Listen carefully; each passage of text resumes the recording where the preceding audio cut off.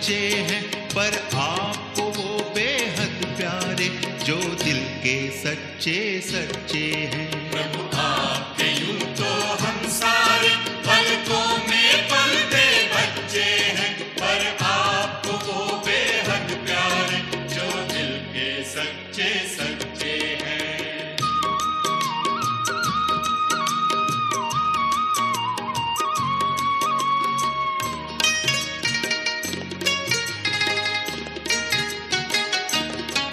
सच्चे दिल पर साहब राजी, हर श्रीमत पर कहे हाँ जी। एक बाबा तू जान कोई वादे के पक्के पक्के हैं। प्रभु आपके यूं तो हम सारे पलकों में पलते बच्चे हैं, पर आपको वो बेहद प्यारे जो दिल के सच्चे सच्चे हैं।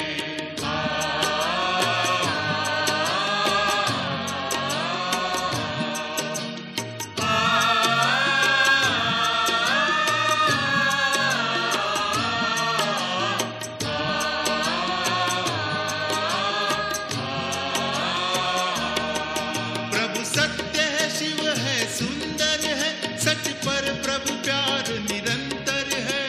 सांच को कोई आँच नहीं, खुशियों में नाचते रहते हैं। प्रभु आपके यूं तो हम सारे पलकों में पलते बच्चे हैं, पर आपको वो बेहद प्यारे जो दिल के सच्चे सच्चे हैं। ओम शांति। ओम शांति। ओम शांति। अभी अभी हम सब ने बहुत ही प्यारा गीत सुना। बाबा को बेहद प्यारे कौन लगते हैं? कौन लगते हैं बाबा को बेहद प्यारे? प्यारे तो सभी हैं, लेकिन बेहद प्यारे कौन लगते हैं? जो दिल के सच्चे हैं, वही बाबा को बेहद प्यारे लगते हैं। तो कैसे हम दिल के सच्चे बनते हैं, वो बाबा हमको बताते हैं कैसे बनना है। आज सवेरे बाबा की मुरली हम सब ने सुनी। कल की मुरली भी हमने सुनी, वो तो रिवाइज हुई। लेकिन आज जो सुबह की बाबा की मुरली थी, जिस मुरली से ही ये 3 शब्द हमने निकाले, निश्चय, नशा और निशाना, और फिर चौथा शब्द भी जोड़ सकते हैं, निश्चिंत। जितना निश्चय होगा, जितना नशा चढ़ेगा, उतना हम निशाने तक पहुंच सकेंगे और फिर निश्चिंत रह सकेंगे। अगर ये 4 शब्द हमने समझ लिए तो आत्मा का बेड़ा पार हो जाएगा। जहाँ निश्चय की बात है, आज बाबा ने निश्चय पर कितनी बातें कही। स्वयं में निश्चय तो बाबा हमें हर मुरली में बताते हैं। बाबा हमको हमारे स्वमान याद दिलाते हैं, हम कौन हैं। दादी जानकी जी भी जब ओम शांति कहते हैं तो याद दिलाते हैं हम कौन हैं, हम किसके हैं। तो ये निश्चय इसका पहले बहुत ज़रूरी है। हम कौन हैं केवल आत्मा कह देना ये कोई बड़ी बात नहीं है। आत्मा है ये तो पता है, वो तो पहला निश्चय है ही, क्योंकि पहले तो हम सब देह अभिमानी थे। मैं आत्मा हूँ ये तो समझते ही नहीं थे। तो बाबा ने आकर के हमको आत्मा की पहचान दे करके आत्म अभिमानी बनाया, आत्मा का निश्चय कराया। लेकिन इस निश्चय में बहुत गहराई है। केवल आत्मा हूँ यही सब कुछ नहीं है, लेकिन हर बार हर मुरली में बाबा हमको कुछ न कुछ स्वमान देते हैं। अगर हम हर दिन की मुरली का स्वमान हम सदा याद रखें तो हमारा निश्चय बहुत बहुत पक्का हो जाएगा और फिर उसका नशा भी चढ़ेगा। जैसे कल बाबा ने निश्चय की बात कही सवेरे, तुम कौन हो? तुम लाइट हाउस हो। लाइट हाउस का ये निश्चय इतना महान निश्चय है। लाइट हाउस क्या करता है? सबको रास्ता दिखाता है, सबको प्रकाश देता है। तो क्या मैं सचमुच वो लाइट हाउस हूँ जो सबको प्रकाश दूँ और सबको रास्ता दिखाऊं? अगर ये निश्चय होगा तो अवश्य ये सेवा करेंगे। तो आज भी बाबा ने कहा कि जिसको ये निश्चय होगा कि हम कौन है, हमको कौन पढ़ा रहा है, तो सबकी सेवा करेंगे उस निश्चय और नशे से। अगर हम औरों की सेवा नहीं करते, दूसरों को ज्ञान नहीं सुनाते, गोया हमको अपने में भी निश्चय नहीं है, और निश्चय नहीं है तो नशा भी नहीं है, क्योंकि नशे का आधार भी निश्चय है। तो निश्चय पहले स्वयं में, फिर बाबा में। हमको कौन पढ़ा रहा है? भगवान स्वयं हमको पढ़ा रहा है। ये ईश्वरीय महावाक्य हम जो सुनते हैं वो किसी देहधारी के नहीं हैं, कोई मनुष्य मत नहीं है, ये सब ईश्वरीय मत है। तो वो निश्चय इतना पक्का चाहिए, नहीं तो मनुष्य मत सुनकर हम बहक सकते हैं। पर ईश्वरीय मत और मनुष्य मत में कितना कंट्रास्ट है, कितना अंतर है। बाबा कहते हैं इसमें भी निश्चय चाहिए। भगवान क्या कहते हैं और मनुष्य क्या कहते हैं। इस संगम युग पर तुम बच्चों को बाबा कहते ईश्वरीय मत मिलती है। मनुष्यों की मत तो जैसे रावण की मत है, वो रावण की मत हमको कहाँ ले जाएगी? नरक में ले जाएगी। और ईश्वरीय मत हमको स्वर्ग की तरफ ले जाएगी, वो निशाने तक पहुँचाएगी। इसलिए सदा बाबा कहते हैं ये ध्यान रहे कि मैं ईश्वरीय मत पर चल रहा हूँ, चल रही हूँ। बाबा की एक एक श्रीमत को मैं पालन कर रहा हूँ, क्योंकि श्रीमत का हाथ है और श्रीमत ही हमारे लिए आशीर्वाद है। लोग आते हैं ना, ये कहते हैं बहन जी बस मेरे सिर पर हाथ रखो, आशीर्वाद करो। हम कहते हैं आशीर्वाद तो बाबा देगा, वो वरदान देते हैं बाबा। लेकिन शिव बाबा कहते हैं आशीर्वाद का मतलब ऐसे नहीं कि केवल हाथ रख देना और आशीर्वाद हो गया, लेकिन श्रीमत का हाथ है। जितना जितना बाबा की श्रीमत पर हम चलते हैं उतना उतना हम अपने आप पर आशीर्वाद करते हैं। टीचर कोई हाथ रख के आशीर्वाद कर दे और स्टूडेंट पास हो जाए, ये तो होता नहीं है।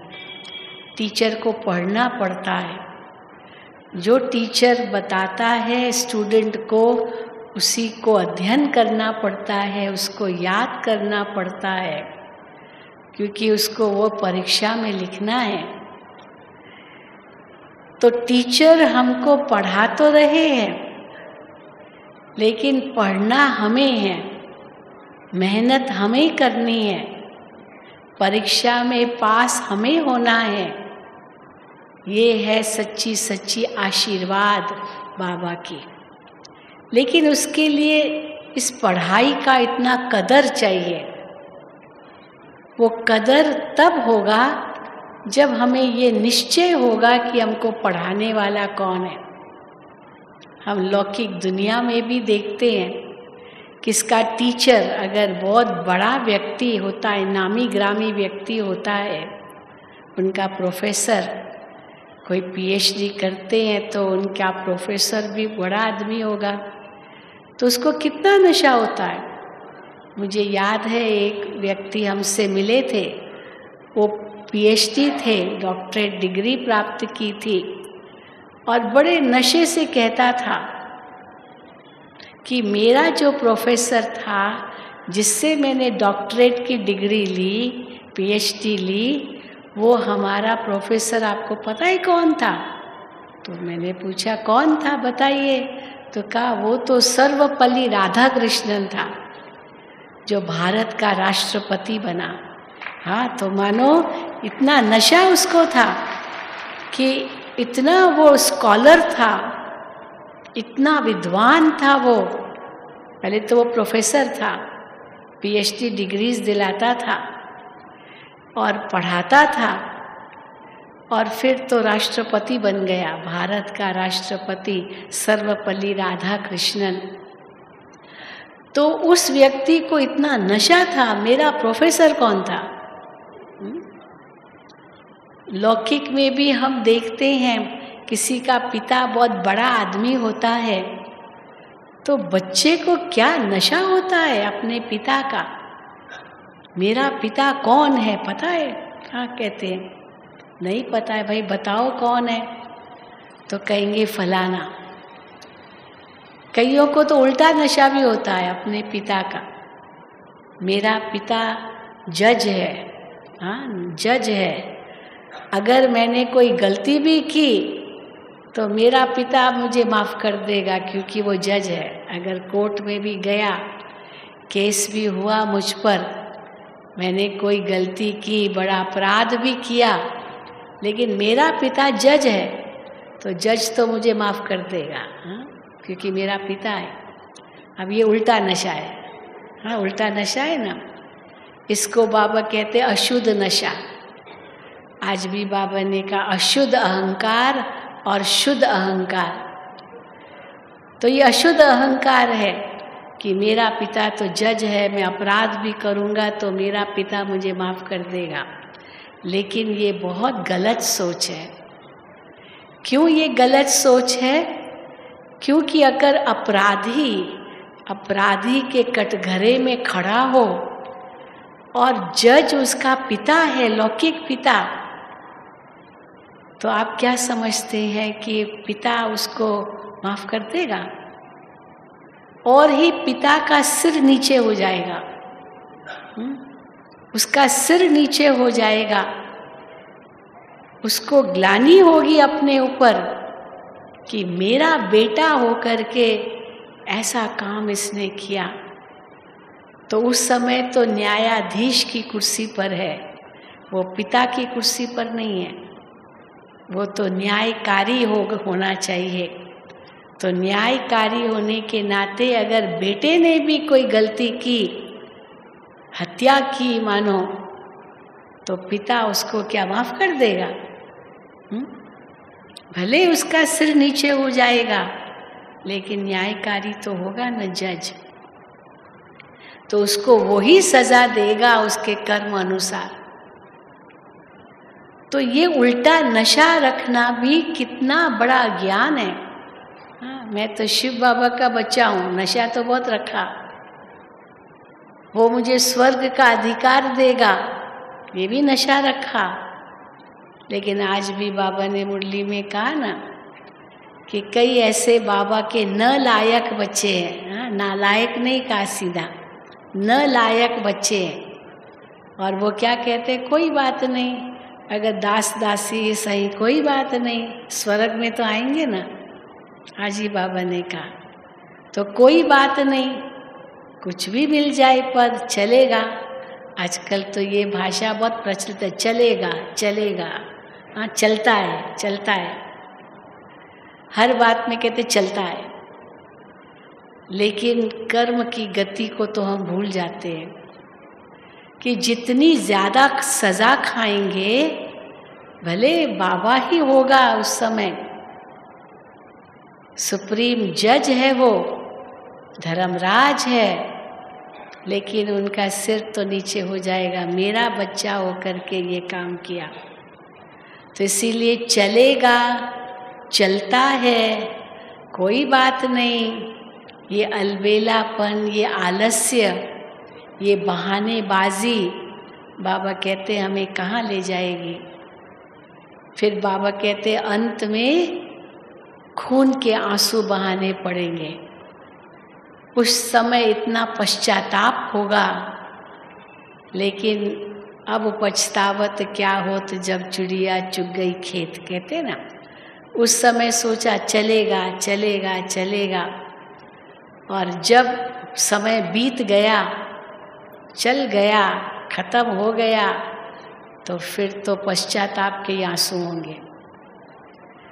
तो निशाने पर हमें पहुंचना है। तो कई भाई बहनें हम लोगों से मिलते हैं तो एक बात ज़रूर पूछते हैं, मैं क्या पुरुषार्थ करूं, कैसे आगे बढ़ूं, कैसे उन्नति करूं। क्योंकि हर एक के अंदर चाहना भी होती है, लेकिन उनको ये समझ में नहीं आता कैसे करूं पुरुषार्थ, क्या करूं। तो हम तो उनको एक ही जवाब देते हैं, बाबा की मुरली का पूर्ण अध्ययन करो।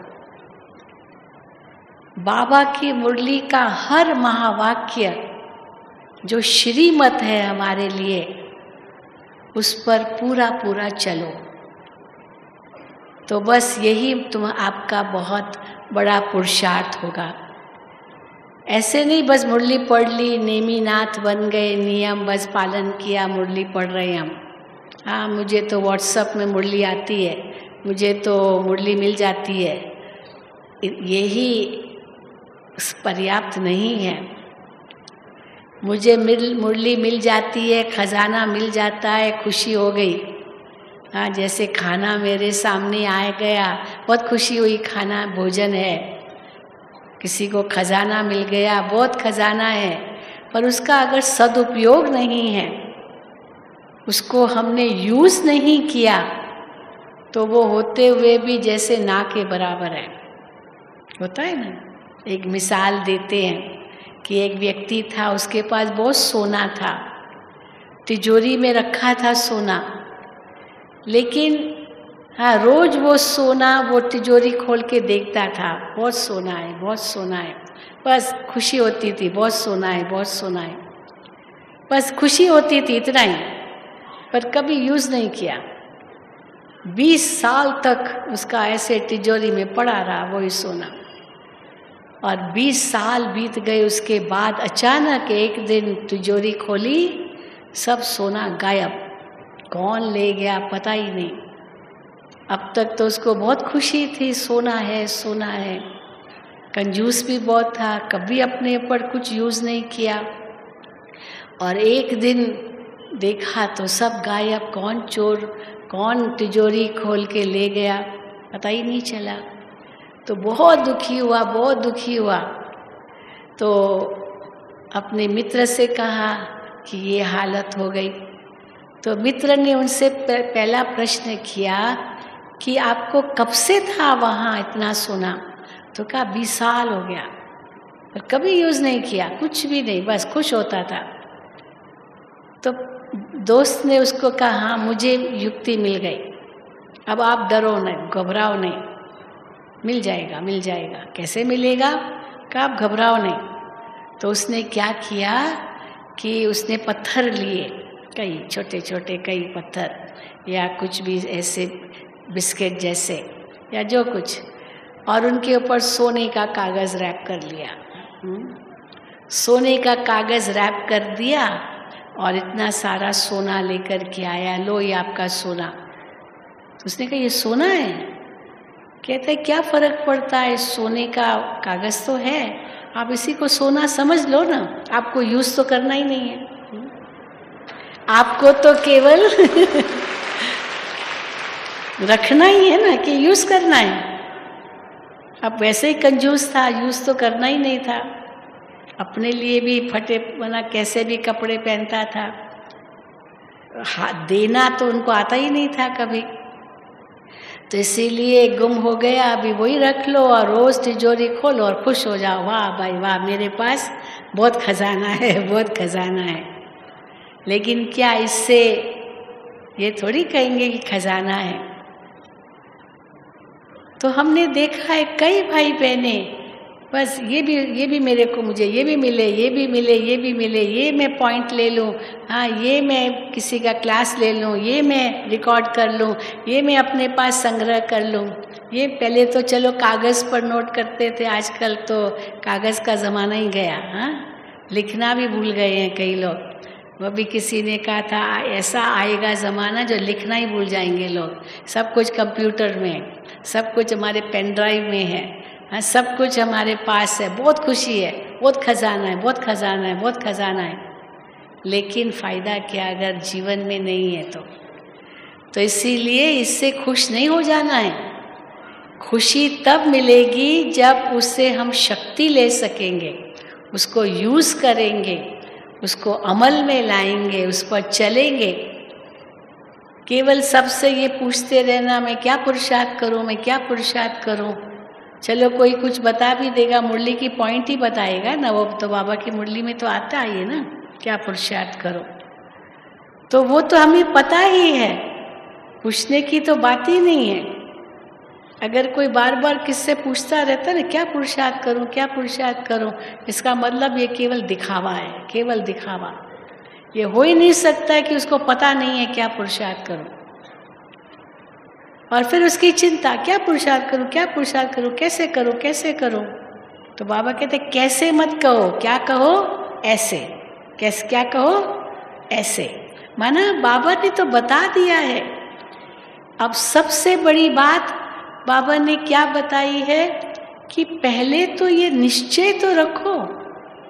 अब निश्चय ही डावाडोल अगर है तो अपने में ही निश्चय, बाबा में निश्चय, ये कौन मुझे बता रहा है, ये निसंशय है अभी तक, तो फिर उस पर चलेंगे कैसे। जैसे अर्जुन का दिखाते हैं, भगवान उसको कितनी शिक्षा दे रहा है, हे अर्जुन इन सब को मारो, ये सब मरे पड़े हैं, तुम्हारी विजय निश्चित है, तुम न्यारे हो जाओ। न जाने कितनी बातें गीता में आती है। अर्जुन को कही तुम कौन हो, पहचानो अपने आप को। पहले तो जब कहा मारो, कैसे मारूं, कैसे मारूं, कैसे मारूं, तब भगवान ने कहा ये तो मरे हुए ही देखो, मरे हुए जानो, इनकी मौत तो निश्चित है, आप सिर्फ निमित्त बनो बस, तुमको और कुछ करना नहीं है, तुम्हारी विजय निश्चित है, बस खाली काम करो, बस तीर कमान लो और मारो, आप और आपको कुछ नहीं और करना है। लेकिन मोह के वश था, अब खुद ही मोह के वश था, तो भगवान की जो श्रीमत मिल रही है वो भी कैसे माने, कैसे करूं, कैसे करूं, कैसे कैसे। बाबा कहते हैं कैसे कैसे, जैसे अर्जुन ने कहा कैसे याद करूं, कैसे मन को हम जीते, कैसे करें, क्योंकि संशयात्मक बुद्धि थी। और संशयात्मक बुद्धि विजयंती या विनश्यंती, विनश्यंती। तो जब फिर भगवान ने उसको कहा कि तुमको सिर्फ निमित्त बनना है, तुम पहचानो तुम कौन हो, तो समझ तो लिया, उसको पता है मैं क्षत्रिय हूँ, मैं धर्त पड़िए धर्म न छोड़िए प्राण जाए वचन न जाए, एक वचन जो मुख से निकाला उस पर चलना ही है, मैं क्षत्रिय हूँ। क्षत्रिय को बहुत नशा होता है कि मेरे मुख से जो वचन निकला उसका मैं पालन जरूर करूँगा। कई लोग तो कितने वचन कहते हैं कभी पालन नहीं करते, कई कहते हैं तो हम जो कहते हैं ना वो कभी करते नहीं है। ऐसे भी लोग हैं जो हम कहते हैं ना वो कभी करते नहीं है, पर क्षत्रिय लोग जो होते हैं ना उनके अंदर ये नशा होता है, जो कहते हैं उनको करना ही है, चाहे उनके लिए मरना भी पड़े। ऐसे थे क्षत्रिय लोग। तो अर्जुन के लिए भी बताते क्षत्रिय था। तो भगवान कहते अरे तुम कौन हो, पहचानो अपने आप को। आप तो युद्ध के मैदान में आ गए हो, अभी सामने सेना खड़ी है और कहते हो मैं कैसे मारूं। ऐसा होता है क्या, कैसे मारूं? लेकिन अर्जुन क्योंकि मोह के वश था इसीलिए उसकी बुद्धि चल नहीं रही थी कि क्या करना है। फिर जब भगवान ने उनको कहा कि ये सब इनकी मौत निश्चित है, तुम केवल निमित्त बनो और तुम्हारी विजय भी निश्चित है, स्वर्ग का अधिकार तुमको मिलना है। लेकिन वो मोह के वश था तो वो कहता है मुझे स्वर्ग वर्ग ऐसा नहीं चाहिए, हाँ स्वर्ग का अधिकार भी नहीं चाहिए, मैं इनको मार के क्या स्वर्ग का अधिकार लूं। क्योंकि मोह उसको सता रहा था, हर वक्त मोह सता रहा था। तो बाबा कहते हैं ना सारी कमजोरी का जो मूल कारण है वो तो मोह है। ये सारे भूत है, आज भी बाबा ने कहा एक भूत नहीं है, सारे भूत है। अब ये कैसे निकलेंगे भूत? इन भूतों को निकालने के लिए थोड़ी दृढ़ता चाहिए, हिम्मत चाहिए। कईयों में वो हिम्मत नहीं है तो हिम्मत भी भगवान से ही मांगते हैं, भगवान हिम्मत दो, मदद करो, ये तो मांगते ही हैं। लेकिन हिम्मत भी नहीं है तो कहेंगे हिम्मत भी तुम ही दो। अब हिम्मत तो हमको रखनी पड़ेगी ना। मुझे याद है एक बार कोई आत्मा बाबा से मिल रही थी, अव्यक्त बाप दादा से। उस समय बाबा एक एक को इंडिविजुअल मिलते थे और वरदान देते थे। तो बाबा ने उनसे पूछा आप कौन हो? तो कह दिया अब मैं आत्मा हूँ। लेकिन फिर बाबा ने कहा कैसी आत्मा हो? तो उसने कहा मैं कमज़ोर आत्मा हूँ। सीधा कह दिया बाबा को मैं कमज़ोर आत्मा हूँ। अब बाबा तो मुस्कुराए, भगवान वरदान बांटने बैठा है और कोई वरदान लेने की बजाय एक छलनी लेकर जाए और वो वरदान बह जाए। तो बाबा को कहता है सीधा मैं तो कमज़ोर आत्मा हूँ। बाबा ने कहा, उनको बहुत ऊंची बात कही, आपका पिता कौन है? तो कहा शिव बाबा। अब शिव बाबा कौन है? शिव बाबा पिता है। अब शिव बाबा सर्वशक्तिवान है? तो कहा है। आप उनके बच्चे हो? तो बाप सर्वशक्तिवान तो बच्चा कौन है? बच्चा कौन? कमजोर। बाप राजा है तो बच्चा कौन? राजकुमार। तो पिता मेरा सर्वशक्तिवान तो मैं मास्टर सर्वशक्तिवान हूं। क्या ये नशा है कि मेरा पिता इतना ऊंचा है मैं भी उतना ही ऊंचा हूं? और अगर ये निश्चय और नशा है तो मैं तो मास्टर सर्वशक्तिवान होकर के हर कार्य करूंगा ना। मैं कमजोर हूं, मैं कमजोर हूं ये थोड़ी कहूंगा। तो इसीलिए बाबा कहते हैं तुम्हारा निश्चय और नशा इतना पक्का होना चाहिए, मैं कौन मेरा कौन। और दादी जानकी को ये निश्चय नशा पल पल पर अनुभव होता। आप देखते हैं ना, कल दादी जी को कैसे गुलजार दादी याद आ गई, बस मुझे जाना है, मुझे उनसे मिलना है, मिलना है। अब इतनी बड़ी आयु हो गई दादी जानकी जी की, लेकिन नहीं, हाँ इतना प्यार, इतना निश्चय, इतना नशा, वो शरीर को तो देखती ही नहीं है दादी। भले कितना कमज़ोर है शरीर, बहुत कमज़ोर दादी का, इतना खाती है जैसे चिड़िया खाती, बस इतना खाना है उनका, ज़बरदस्ती वो भी, क्योंकि कितना नहीं खा पाते। लेकिन निश्चय और नशा, इतना जो बात मत पूछो। कई बार हम दादियों को देखते हैं, दादी जानकी को देखते, इस उम्र में भी कई लोग तो बिल्कुल निराश जैसे हो जाते हैं। इतनी जैसी आयु बढ़ती है ना तो निराश हो जाते, उमंग उत्साह सारा खत्म हो जाता है। पर दादी जानकी देखो, इतना उमंग उत्साह, ओम शांति, तो क्या नशे से कहती है, हम लोग भी नहीं कहते हैं इतना, कहाँ से उस समय शक्ति आ जाती है उनको।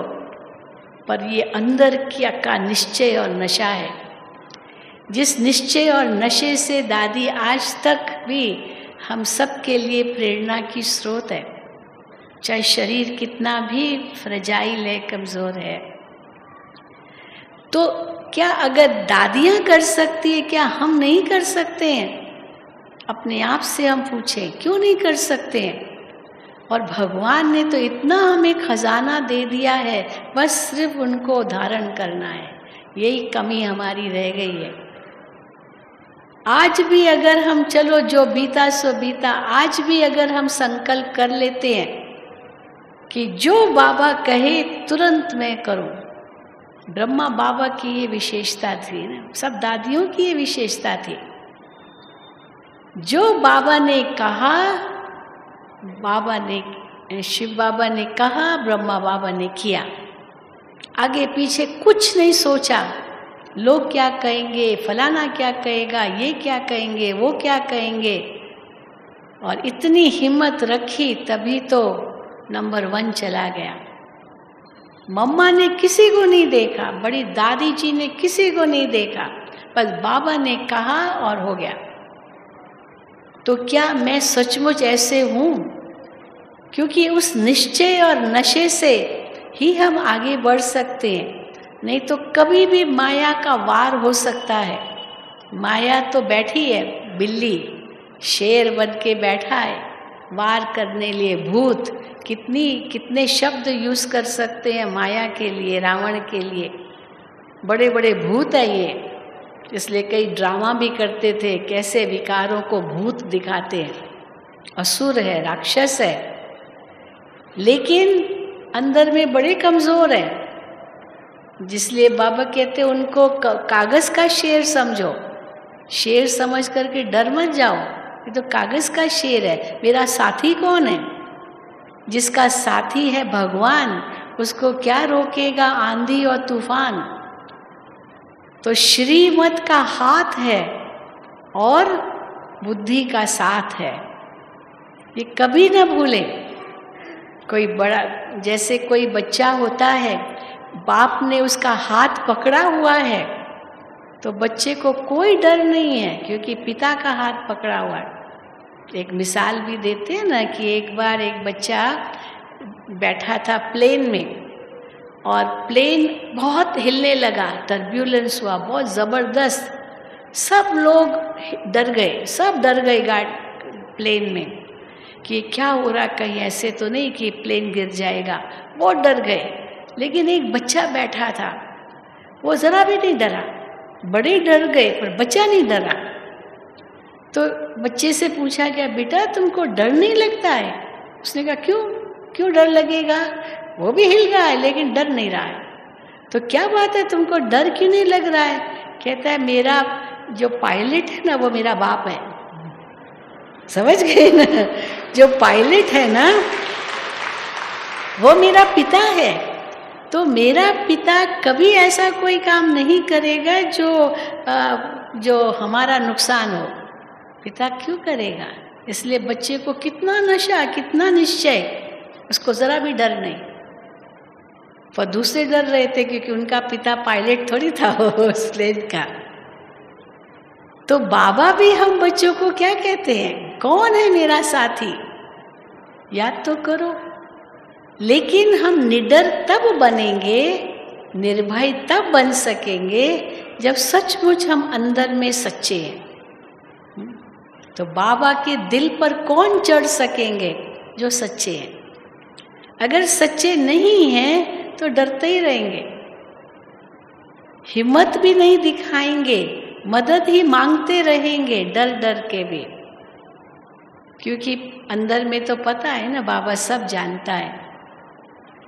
इसीलिए बाबा कहते हैं निश्चय और नशा इतना पक्का हो, और जो बाबा ने कहा तुरंत उसको हमने पालन किया। ये है सच्चा पुरुषार्थ। और पुरुषार्थ का अर्थ ये भी नहीं है कि हम बार बार भूले करें, क्या करें, मैं पुरुषार्थी हूँ ना, मैं पुरुषार्थी हूँ। इसलिए मम्मा का वो नारा था, पुरुषार्थी किसको कहा जाता है? जो एक बार अगर भूल हो गई फिर दोबारा ना हो वो भूल, तब कहेंगे पुरुषार्थी। मैं पुरुषार्थी हूँ, मैं पुरुषार्थी हूँ, ये कह करके एक बहाना बन जाता है। पुरुषार्थी हूँ ना। दुनिया में तो ये कहावतें बन गई है, तो एयर इज ह्यूमन, भूले करना ये मनुष्य का काम है। टू फॉरगिव इज डिवाइन, क्षमा कर देना ये ईश्वर का काम है। हम भूले करते रहे और वो क्षमा करता रहे, बस यही काम दिया है भगवान को। हमको अपने को भूले करने का काम दिया और भगवान को क्षमा करने का काम दिया है। आरती में भी ऐसे ही गाते हैं। क्या गाते हैं? विषय विकार मिटाओ पाप हरो देवा।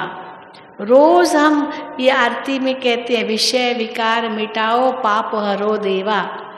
तो भगवान को काम दिया पाप हरने का, और खुद को काम दिया विषय विकार में फंसने का।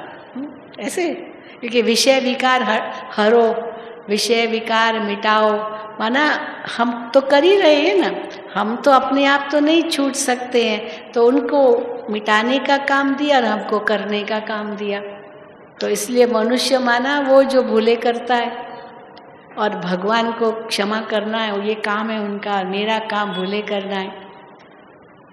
जैसे छोटा बच्चा होता है ना, वो गंदगी करता रहता है घर में, इधर इधर ये चीज़ छोड़ी, उधर ये चीज़ फेंकी, वो चीज़ फेंकी, और फिर मम्मी को कह दे मम्मी अब सफाई करो, तो मम्मी कहेगी क्या मैं तेरी नौकर हूँ? तुम गंदगी करो और मैं सफाई करूँ। तो भगवान को भी क्या बना दिया हमने? क्या बना दिया? मैं विषय विकार में पड़ता रहूं और भगवान हमें क्षमा करता रहे। तो फिर फल भी तो भगवान को मिलेगा, मुझे क्यों मिलेगा? मुझे कैसे मिलेगा? इसलिए दिखाए ना गीता में, और भगवान ने अर्जुन को कहा, ही अर्जुन मैं नहीं लड़ूंगा, लड़ना तुमको है, मैं केवल तुम्हारा सारथी बनूंगा, मैं तुम्हें प्रेरणा दूंगा, लेकिन मैं तीर कमान लेकर के चलाऊंगा नहीं। इसका अर्थ क्या है? भगवान की मदद तो हमें मिलेगी, लेकिन हिम्मत तो हमको रखनी पड़ेगी ना। हिम्मत भी वो ही देवे, ये तो नहीं होगा, फिर तो फल भी उनको ही मिलेगा। इसीलिए कहा जाता है तुम एक कदम आगे आओ तो बाबा 10 कदम आगे आए। हम सोचे हम तो एक कदम भी आगे ना बढ़े, बाबा ही 10 कदम हमारे आगे आए, तो वो कैसे होगा? कर्म तो हमको करना है।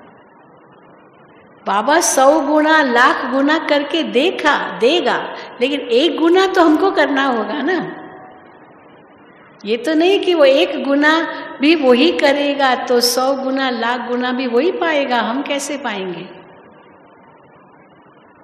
इसीलिए बाबा कहते हैं ये निश्चय और नशा इतना पक्का हो, हम कौन है और हमारा कौन है, ये कभी संशय लाना नहीं है। अगर संशय आ गया तो समझो गए काम से।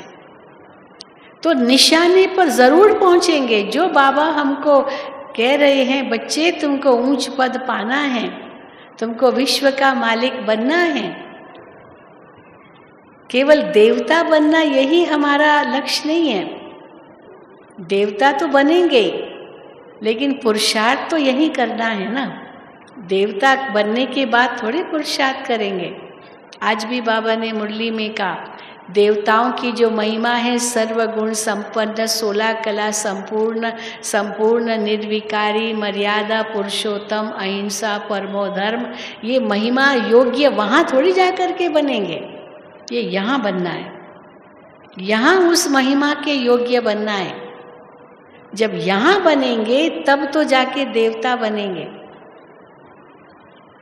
तो देवताओं की भी महिमा के योग्य यहाँ बनना है, और शिव बाबा की जो महिमा है वो भी उस महिमा के योग्य भी यहाँ बनना है। मास्टर बनना है ना, मास्टर शांति का सागर, मास्टर प्रेम का सागर, मास्टर, तो मास्टर माना अधिकारी।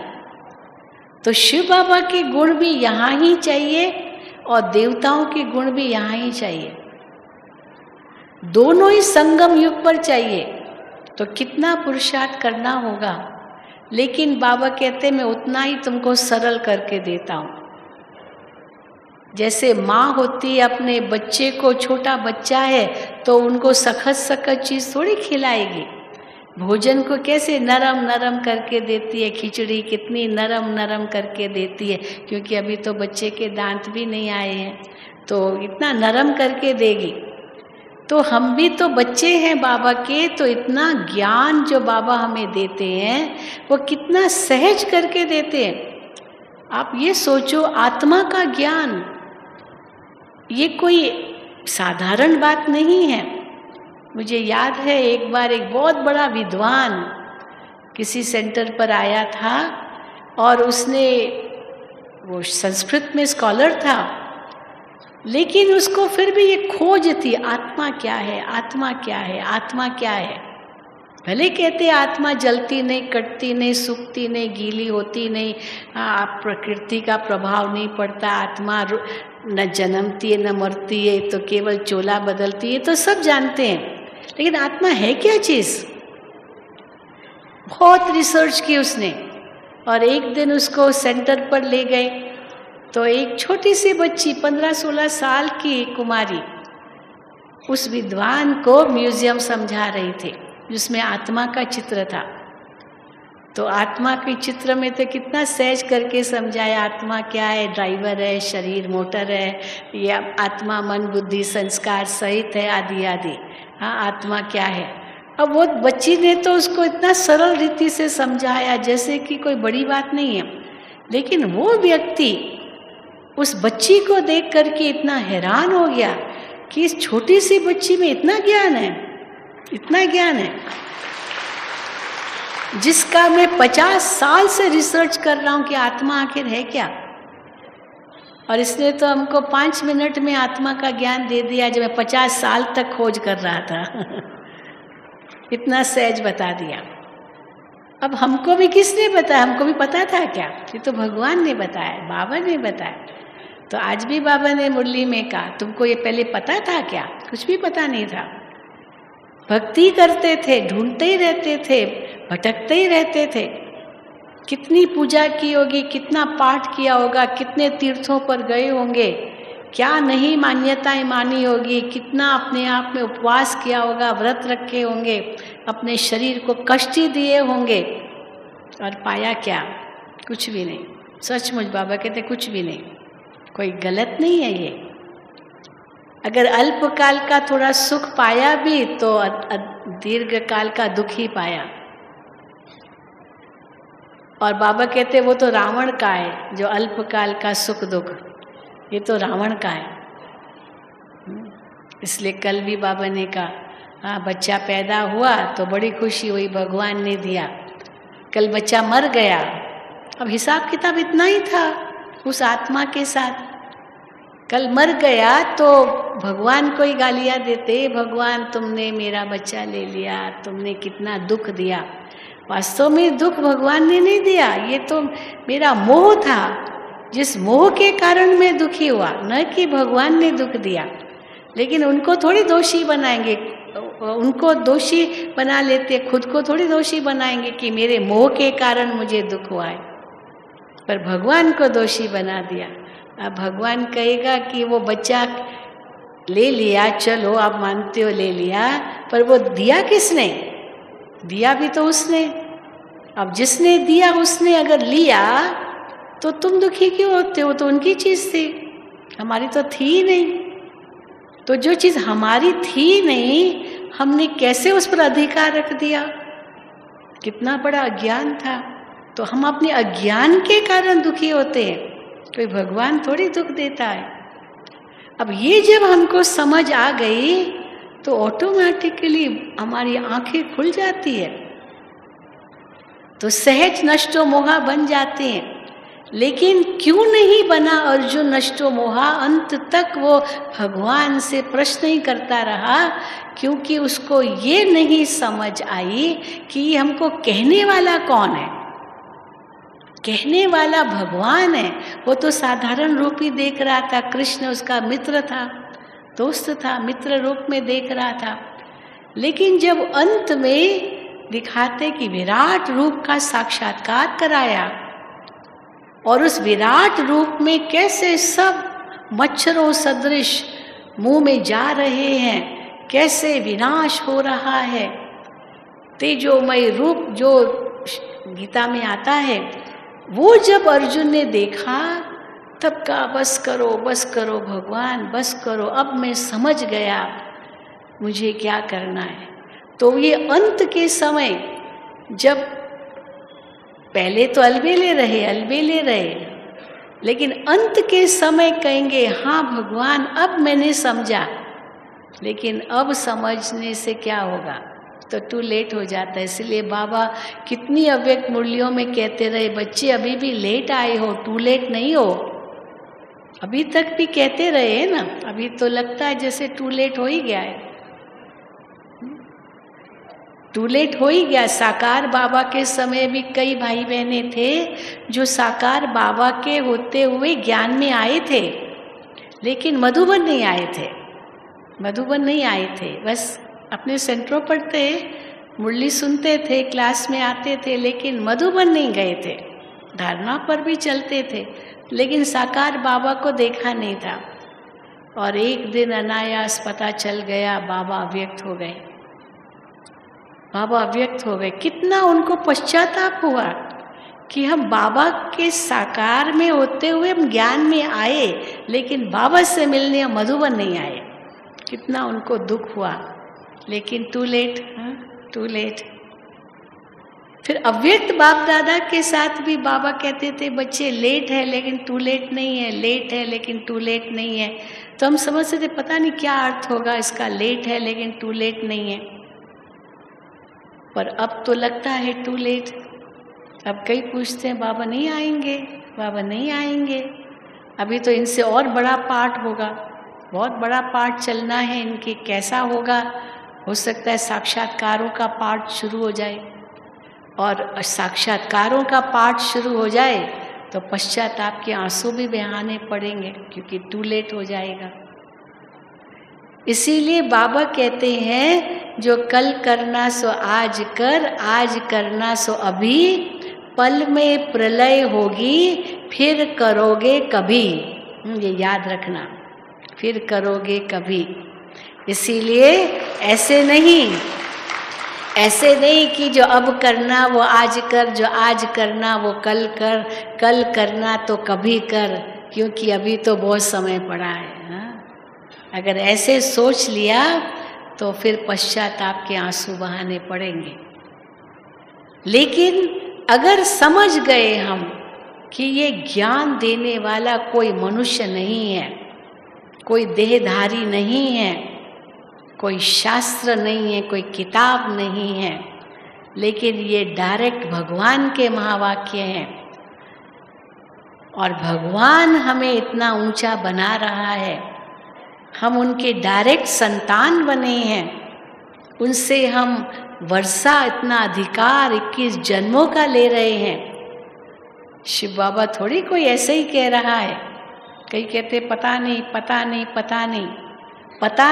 नहीं का तो पता ही कट जाएगा आपका, ये भी समझ लो ये भी समझ लो, क्योंकि पता नहीं माना अभी तक संशय बुद्धि है, तो न निश्चय है न नशा है, तो निशाने तक भी क्या पहुंचेंगे। लेकिन निश्चय पक्का हो कि मेरा बाप टीचर सतगुरु स्वयं भगवान है, वो हमको पढ़ा रहा है, अभी हमारे साथ है, हमें ही वापस घर ले जाना है उन्हें और पावन बना करके ही ले जाना है। अगर योग बल से पावन नहीं बनेंगे तो फिर सजा खा करके पावन बनना ही पड़ेगा, इसके अलावा और कोई रास्ता नहीं है, क्योंकि घर जाना ही है। तो सजा खा करके पावन बने और भगवान का बच्चा होकर के सजा खाएं, ये तो भगवान को भी शोभता नहीं है, मेरा बच्चा हो के ऐसे करे। लेकिन फिर बाबा कहेगा ये ड्रामा, इसको इसलिए बाबा मुरली में कहते ड्रामा। सब तो नहीं महाराजा महारानी बनेंगे ना, दास दासी भी तो बनना है, क्योंकि बाबा इस समय 3 चीजें स्थापन कर रहे हैं। वो धर्म पिताएं और शिव बाबा के बीच में कितना बड़ा अंतर है। वो धर्म पिताएं तो केवल धर्म ही स्थापन करते हैं बस, और फिर जन्म लेते हैं उस धर्म की पालना करने के लिए। लेकिन शिव बाबा आकर के 3 चीजें एक साथ स्थापन कर रहे हैं। सबसे पहले तो आदि सनातन देवी देवता धर्म की स्थापना कर रहे हैं, और इस धर्म की स्थापना करने के लिए सबसे पहला जो कदम है वो है पवित्रता का। पवित्रता का अंत में सब फेल हो जाएंगे, सारी संस्थाएं फेल हो जाएंगी, क्योंकि पवित्रता नहीं है उनमें। पवित्रता न होने के कारण शक्ति खत्म होती जा रही है, वो सतो रजो तमो स्थिति में जा रहे हैं। देखते रहते हैं ना कैसे तमो स्थिति में सब जा रहे हैं। अभी तो कहते हैं आप लोग बहुत अच्छा सुनाते हो, आप लोग भी बहुत अच्छा सुनाते हो, वो तो बहुत अच्छा सुनाते हो, आप भी सुनाते हो बहुत अच्छा। लेकिन वो भी समय आएगा जब वो कहेंगे आप ही, अभी तो कहते हैं आप भी, फिर क्या कहेंगे आप ही। क्यों? क्योंकि उनकी पवित्रता की शक्ति खत्म हो जाएगी, वो धर्म सत्ता नष्ट हो जाएगी, राज्य सत्ता भी नष्ट, धर्म सत्ता भी नष्ट। क्योंकि धर्म सत्ता के लिए पवित्रता चाहिए और राज्य सत्ता के लिए एकता चाहिए। पिछले संडे की बाबा ने जो मुरली चलाई थी, अव्यक्त मुरली सुनी थी, पवित्रता और एकता, ये 2 शक्तियां धर्म सत्ता और राज्य सत्ता के लिए चाहिए। तो शिव बाबा ने आकर के सबसे पहले पवित्रता की शक्ति हम बच्चों को दी। आत्मा आत्मा, भाई भाई, एक पिता की संतान, पवित्र दृष्टि, घर गृहस्थ में रहते हुए पवित्र दृष्टि, बीच में ज्ञान तलवार हो, छोड़ना कुछ भी नहीं है पर फंसना कहीं भी नहीं है। क्योंकि आत्मा तो स्वतंत्र है, पंछी है, पंछी को पिंजरे में नहीं डाला जा सकता है। अगर पिंजरे में है भी, वो दरवाज़ा देखता रहता है कब भूल से भी पिंजरा खुला रहे तो मैं उड़ूं, क्योंकि पंख तो है ना पंछी को। तो इसीलिए आत्मा भी पंछी है, वो स्वतंत्रता चाहती है। तो इसलिए मैं आत्मा पंछी हूँ ये सदा समझूं, तो कहीं भी फंसना नहीं है, न कहीं फंसना है, न बहुत आगे जोड़ना है, न छोड़ना है, निभाना जरूर है। तो न छोड़ो, न फंसो, न कोई नया जोड़ो, परंतु निभाओ जरूर, क्योंकि हमारे कर्मों का हिसाब किताब है, नहीं तो हमको चुकतू तो करना ही पड़ेगा किसी भी रूप में। इसलिए छोड़ना तो कुछ नहीं है, पर निभाना भी है, पर नष्टो मुआ होके निभाना है। तो पवित्रता ये हमारा फाउंडेशन है इस ईश्वरीय विश्वविद्यालय का, जिसके लिए बाबा कहते हैं कितने हमारी माताएं कन्याएं बंधन में पड़ जाती है, मारे खाती थी, लेकिन नहीं, धर्म प्रिय धर्म न छोड़िए, प्राण जाए वचन न जाए। तो पवित्रता के बल से देवी देवता धर्म की स्थापना हो रही है। दूसरा, राज्य की स्थापना हो रही है। स्वर्ग राज्य है वहाँ। स्वर्ग स्वर्ग तो कई कहते, लेकिन स्वर्ग में होता क्या है? वहाँ राजधानी है, राजाई चलती है। श्री लक्ष्मी श्री नारायण विश्व महाराजन महारानी है, उनकी इतनी प्रजा है, उनके और कई रजवाड़े होंगे, वो सब यहाँ से स्थापन हो रहा है। वो धर्म वाले वो नहीं करते, पवित्रता जरूर अपनाई धर्म पिताओं ने, पवित्रता के बल से ही अपने धर्म की स्थापना की, लेकिन वो धर्म पिता की पवित्रता थी। और यहाँ तो बाबा ने कितनों को पवित्र बना लिया, क्योंकि राजाई भी स्थापन होनी है। तो पवित्रता के बाद राजाई स्थापन करने के लिए क्या आवश्यकता है? नियम और मर्यादाएं। कोई भी अगर राजाई स्थापन होती है ना, उसके लिए कॉन्स्टिट्यूशन होता है, एक संविधान होता है।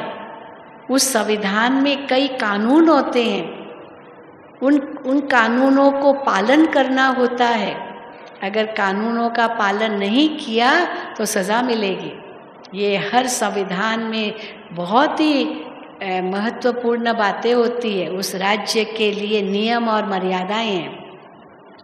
तो बाबा ने हमें जो नियम मर्यादाएं दिए हैं, सुबह से लेकर रात्रि तक क्या करो क्या न करो, क्या सोचो क्या बोलो, केवल करो ही नहीं, क्या सोचो क्या बोलो, वो भी बाबा ने हमें नियम और मर्यादाएं दी है, जिस पर चलने से ही हमारा पद निर्धारित होता है भविष्य का। और तीसरी बात है परिवार। सतयुग के आदि में 9 लाख एक परिवार का रूप होगा। एक परिवार, विश्व एक परिवार। और वो जो देवी देवताओं का परिवार, इसीलिए विष्णु को पालनहार कहते हैं। जैसे पालना करने के लिए माता पिता चाहिए, इसी प्रकार विष्णु पालनहार बन करके पैसे परिवार की पालना करते हैं। और वही विश्व परिवार कैसे बंट गया, देवी देवता धर्म की आत्माएं चारों ओर संसार में बंट गई, कोने कोने में दुनिया के पहुंच गई। अब उन सबको एकत्रित करना है, उन सबको एकत्रित करना है, एक बाबा का बनाना है। वो अलग अलग धर्मों में कन्वर्ट हो गई, अलग अलग जातियों में न जाने कहाँ कहाँ पहुँच गई। इसलिए बाबा कहते हैं सेवा करो, घोड़े निकल पड़ो, हाँ निकल पड़ो, संदेश दो भगवान का सबको।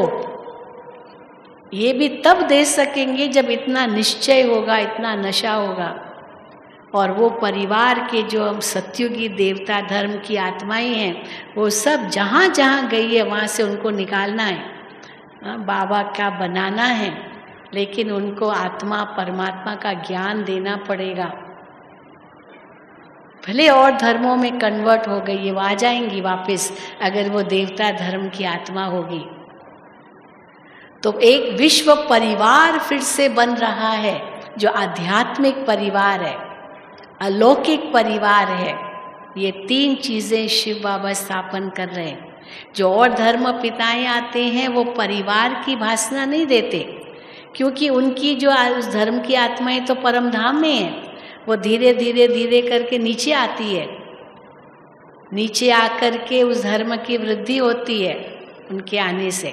पर यहाँ तो वो धर्म की आत्माएं पहले से ही मौजूद है, देवी देवता धर्म की आत्माएं, पर बंट गई है सारे संसार में। अब उनको एकत्रित करना है। जैसे चुंबक होता है ना, सब सुइयाँ बिखरी हुई पड़ी होती है, वो चुंबक क्या करता है, एक एक सुई के आगे जा कर के वो सुई को अपनी ओर आकर्षित करता है।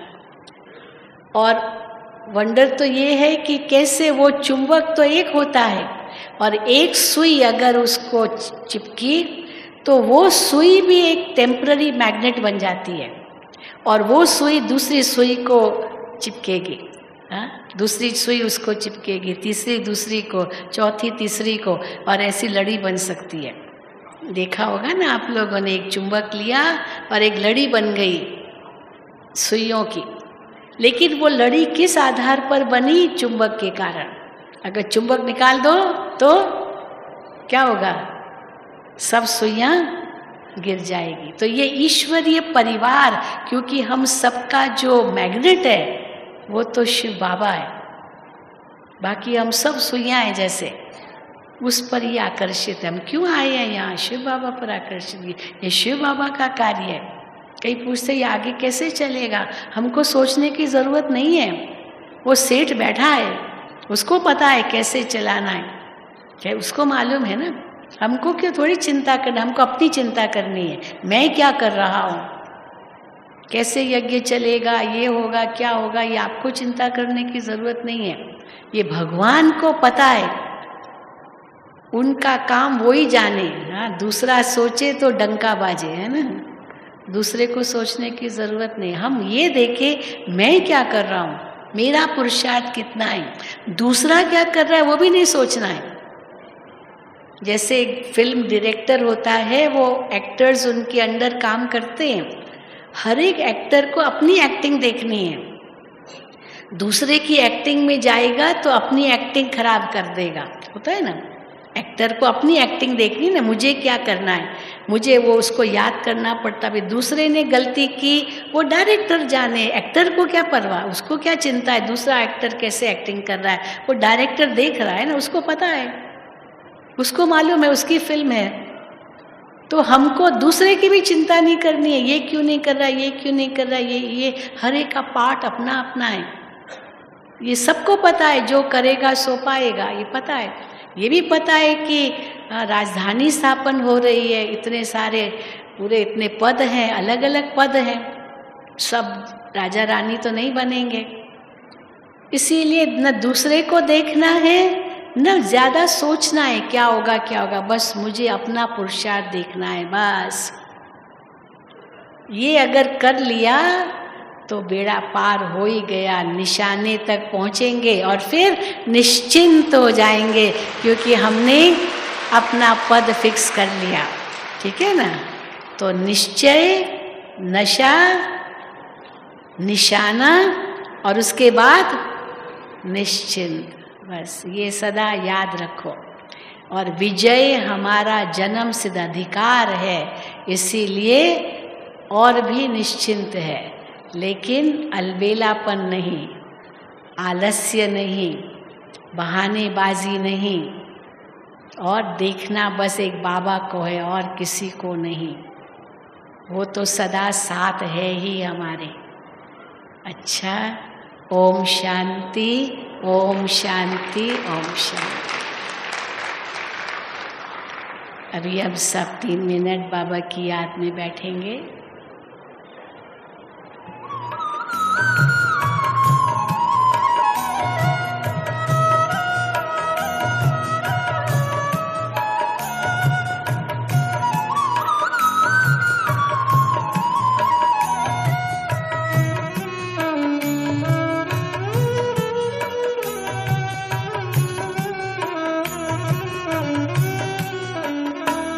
सब कुछ तो मिल